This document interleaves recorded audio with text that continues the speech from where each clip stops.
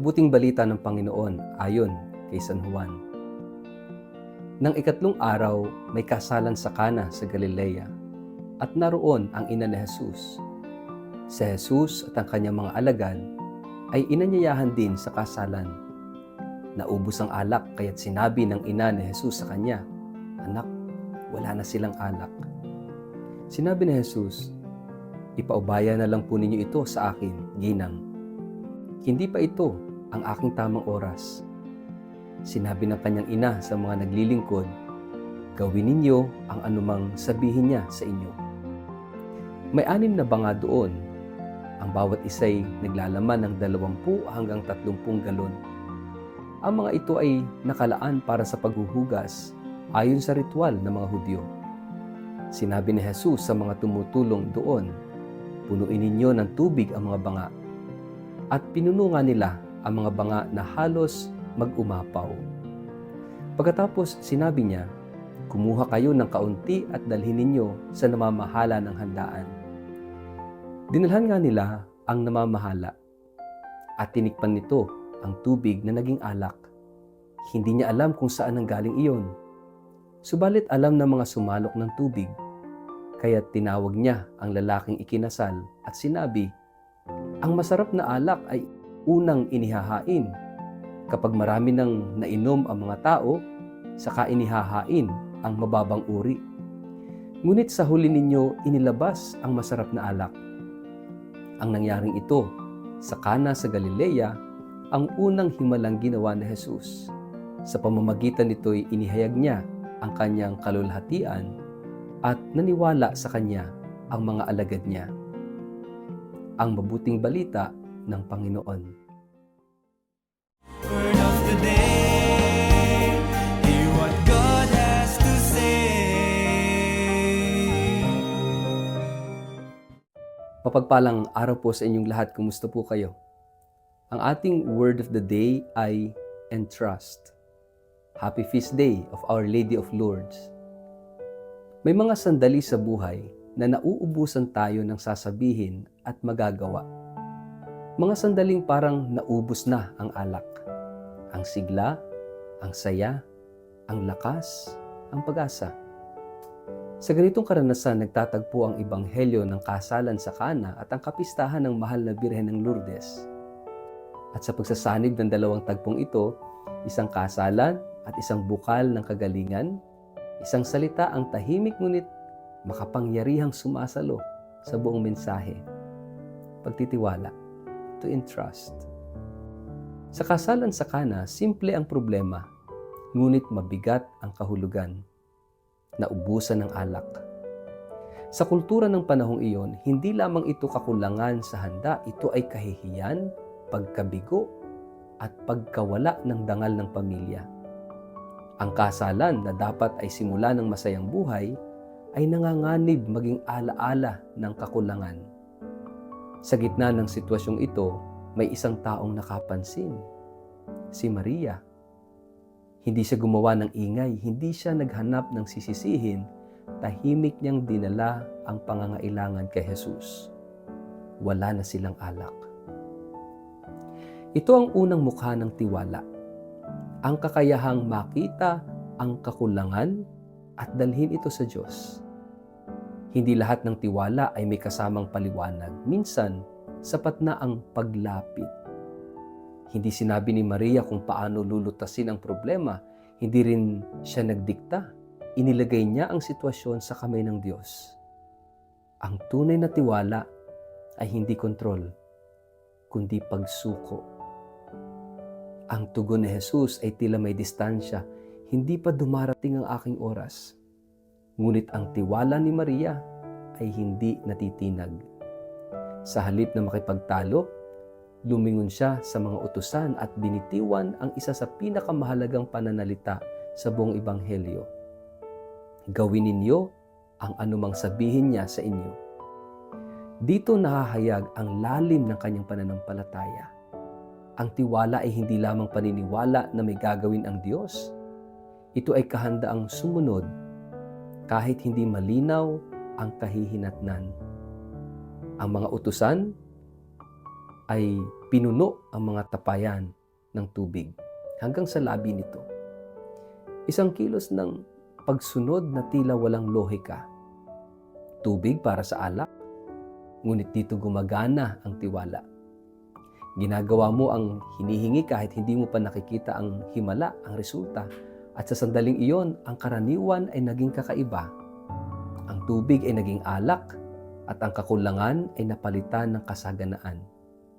Ang himala ay hindi lamang sa pagbabagong anyo ng tubig, kundi sa pagbabagong anyo ng sitwasyon. Mula hiya patungong kagalakan, mula takot patungong pag-asa. Sa kapistahan ng mahal na Birhen ng Lourdes, ang salitang tiwala ay muling nagiging laman at karanasan.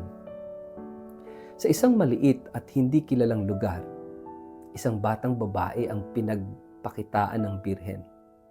Hindi marangya ang mensahe, hindi ingrande yung lugar. Ngunit mula sa lupaing iyon, umagos ang bukal ng tubig. Bukal ng kagalingan, pag-asa, at pananampalataya. Ang mga may sakit ay lumalapit, hindi dahil sigurado silang gagaling, kundi dahil may tiwala silang ang Diyos ay naroroon at sa paglapit na iyon, maraming gumagaling. Hindi lamang sa katawan, kundi sa puso. Dito nagtatagpo ang Cana at ang Lourdes sa tiwala na hindi humihingi ng garantiya. Ang mga pumunta sa Cana ay hindi nag-anticipate ng himala. Sila ay sumunod. Ang mga lumalapit sa Lourdes ay hindi bumibili ng lunas. Sila ay nagtitiwala. Ang himala ay hindi produkto ng puwersa ng tao, kundi bunga ng bukas na puso.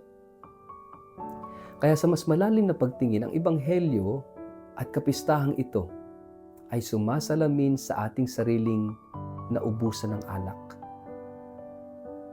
May mga sandaling nauubos ang pasensya sa pamilya, ang sigla sa bukasyon, ang pag-asa sa gitna ng sakit, ang pananampalataya sa gitna ng katahimikan ng Diyos. At sa ganitong mga sandali, tinatanong tayo ng salita. Kanino ka nagtitiwala? Sa sarili mo ba lang? Sa sistema? Sa lakas ng iba? O sa Diyos na marunong gumawa ng bago mula sa karaniwan? Ang tiwala ay hindi pag-iwas sa realidad ng sakit. Sa Lourdes, hindi lahat ay gumagaling agad. Sa Cana, hindi na nawala ang hamon ng buhay mag-asawa matapos ang kasalan. Ngunit may isang bagay na nagbago. Ang presensya ng Diyos ay naranasan.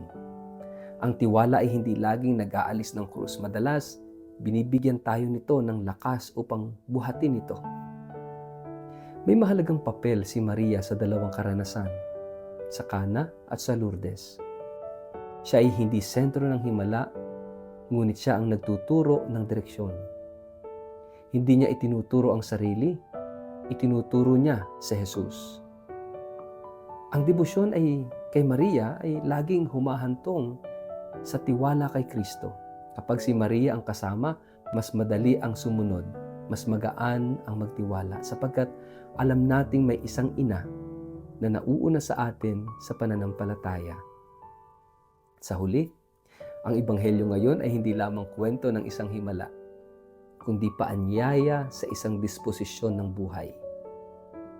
Tiwala ay araw-araw na desisyon. Sa gitna ng kakulangan, pipiliin kong maniwala.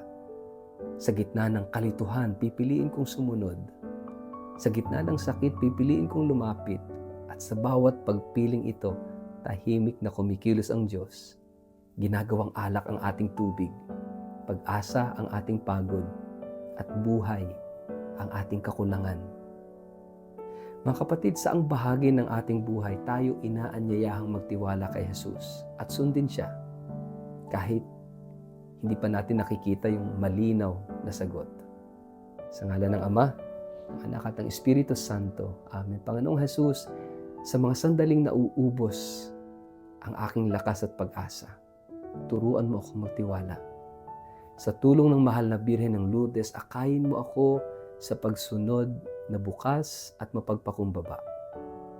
Gawin mo ang aking puso na handang magdala ng aking kakulangan sa iyo at tumanggap ng iyong himala sa iyong paraan at panahon.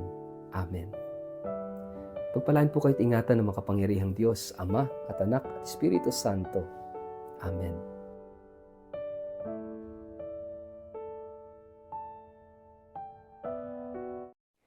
Isang paanyaya, isang paglalakbay ng pananampalataya, isang karanasang babago ng puso. Ngayong October 4 hanggang October 16, 2026, inaanyayahan namin kayo sa isang Holy Land Pilgrimage. Isang banal na paglalakbay sa Egypt, Israel, Palestine at Jordan. Samahan ninyo kami sa paglakad sa mismong lupang tinahak ni Jesus. Mula sa mga lugar ng kanyang kapanganakan, pangangaral, paghihirap, kamatayan, at muling pagkabuhay. Ito ay hindi lamang paglalakbay, kundi isang malalim na karanasan ng panalangin, pagninilay at espiritual na pagbabagong loob. Ang pilgrimage na ito ay pangungunahan po ng inyong lingkod. Magiging kasama ninyo sa bawat hakbang ng panalangin, misa, at pagninilay sa mga banal na lugar ng ating pananampalataya.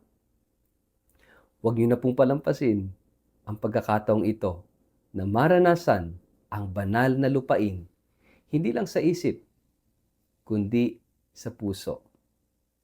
Kung kayo po ay tinatawag, kung nais ninyong palalimin ang inyong pananampalataya, baka ito na ang inyong panahon, ang inyong pagkakataon. Makipag-ugnayan po sa amin. Pwede kayong magpadala ng mensahe sa email sa inquiry@tobiyahe.com, mag-text o tumawag sa 0917-317-4536. Holy Land Pilgrimage 2026. Isang paglalakbay ng pananampalataya, isang biyayang dadalhin habang buhay.